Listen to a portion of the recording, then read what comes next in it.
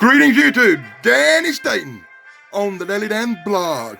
You're looking at number 11 from 1983, The Further Adventures of Indiana Jones. This gripping tale will take place just after the adventures of the first movie. I can hardly wait to get started.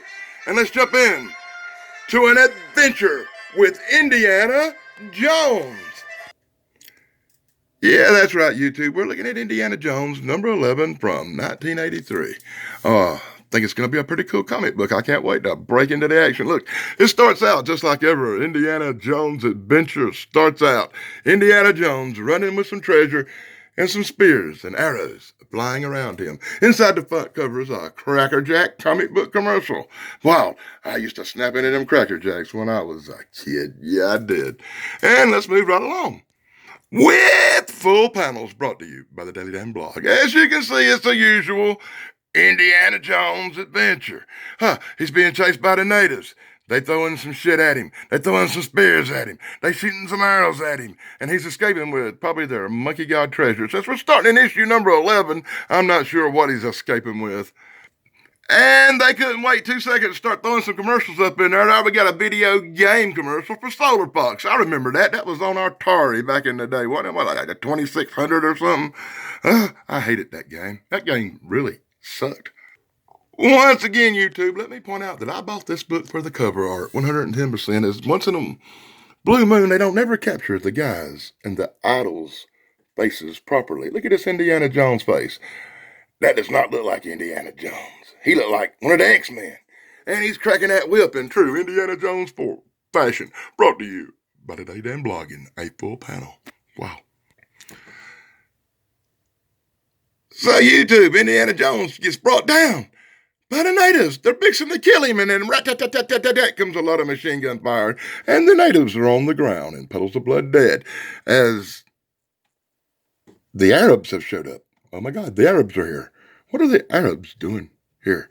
Well, anyway, one of the Arabs says, "Don't pull your gun and shoot me, Indiana Jones. The Maharaja wants to talk to you." So these guys are the good guys, I guess, and they're taking old Indiana Jones off to meet up with the Maharaja. Well, this is Africa to India? Well, the natives looked African. These guys look Indian. I guess we're having all the four corners of the world globetrotting Indiana Jones today.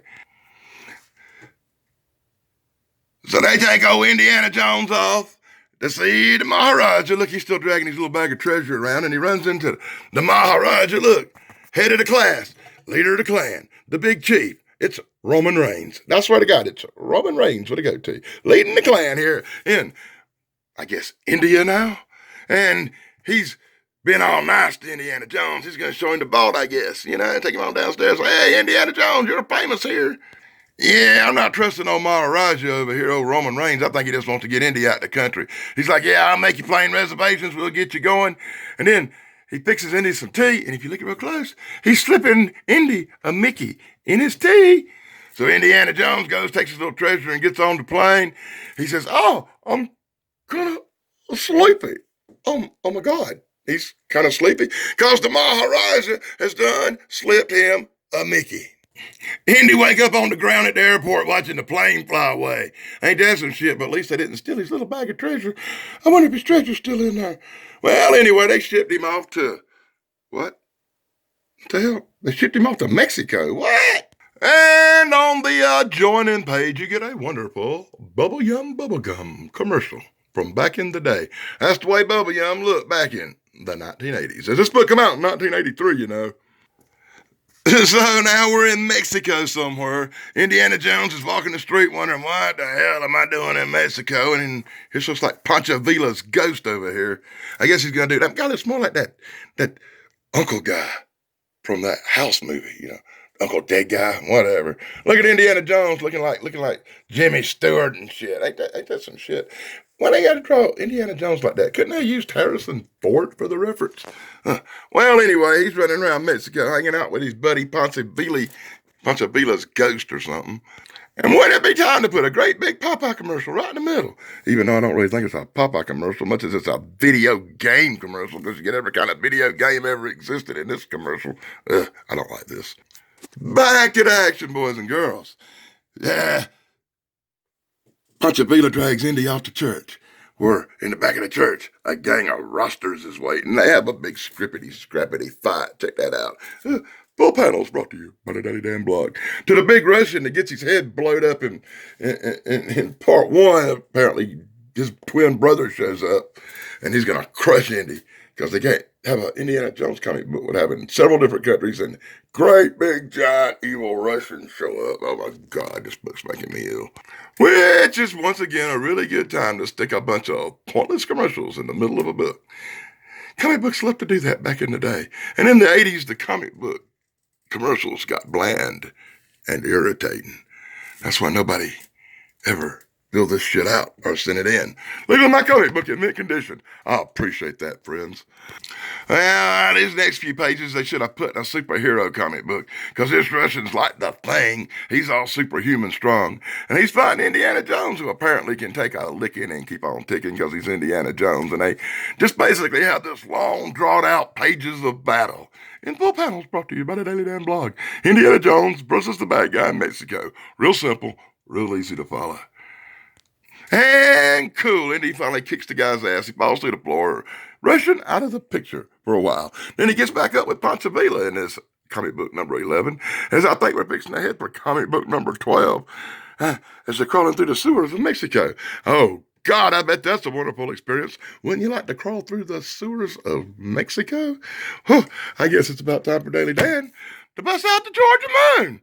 I'm going to finish this video review, and I'm going to be drinking some corn whiskey, because this comic book review is killing me. They had Indiana Jones, and this is what I got. And is that not some crap? They crawl through the sewers for virtually 2 freaking pages. At least there wasn't no snakes in there, Indy. Just a bunch of turds. There's a lot of turds floating around in there, but there ain't no snakes, Indy. And he crawls up, and he comes out in what looks like a stable or a barn, where apparently they're having a rodeo. Something crackles, something buckles, and something pops behind Indiana Jones. Whatever could I be hearing? Oh, my God, is that not a face? I wonder who drew that face. We should find who drew that face and smack him, because that does not look like Harrison Ford. Oh, boy, YouTube. More commercials. And look, this time they're getting cool. That looks like some Battlestar Galactica stuff, but I don't know. It's Star Wars stuff, maybe? I don't know. It's a cross between Battlestar Galactica and Star Wars, and a mismatch of crap. Oh, my God. And in the last page, the last comic panel of the book, you get a view for the next time, the next part. And Indiana Jones has been attacked by a big-ass bull with swords already sticking out of it like he just come from the bull ring or something. Ain't that some shit? And you're going to have some read-along in the back. I can't stand that shit neither. And the very last of the book. Thank you, Jesus. I'm ready for a drink of something after that. But you get a little bit of Star Frontiers. I like Star Frontiers. That was a really cool comic book and video game tie-in. And, of course, you can have some damn Kool-Aid. Ain't that something? And it so wraps up Indiana Jones. The Further Adventures from 1983, number 11. I hope y'all have enjoyed my look at Indiana Jones. The Further Adventures of Indiana Jones, to be accurate, number 11 from 1983. I'm not a big fan of this comic book series, even though I think the cover is pretty cool. It's still Indiana Jones. Don't look like Harrison Ford. He don't look like Indiana Jones. He looks kind of, I guess, generic, maybe. But anyway, that cover is going to look good on the Daddy Dan's wall. I hope you enjoyed this. Be sure to like, subscribe, and ring the bell for me. And until next time, blog over.